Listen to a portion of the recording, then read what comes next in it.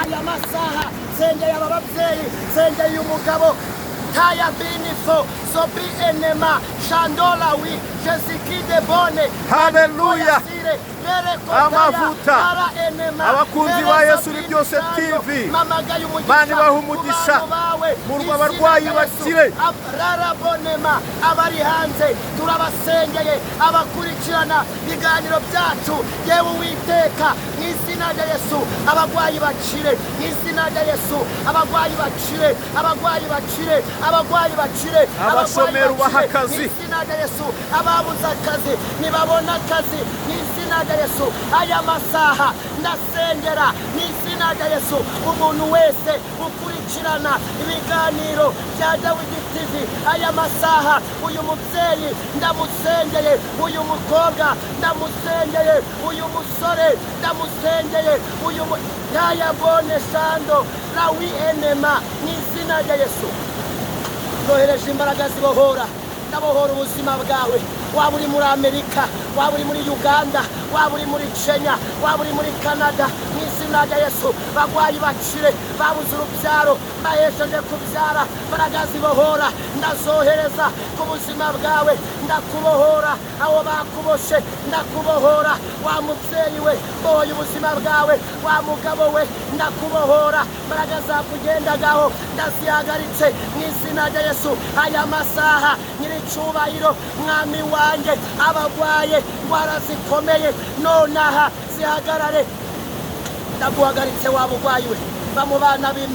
bamubana b'Imana nirukanye ubushomeri kuri uyu muntu wabuze akazi magaritse ubushomeri ndahagarika uyu mwuka w'igisuzuguriro uyu muntu rugo rwananiye Mana nigubake uyu muntu etayabone umaze igihe kinini agwaye ndamusengeye nohereje ubuzima magaritse ubugwayi ku buzima bwawe nonaha wa musimu we wamugendagaho uragenda mu buzima bwe ndagutegetse nonaha rekura bamumaguruye bamugongo we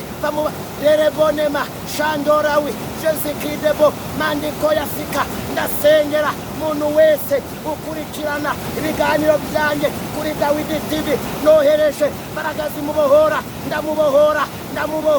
ndabohoza umugisha we ndabohoza mahirwe ye ndabohoza terambere rye nonaha baragazima nisimugaragareho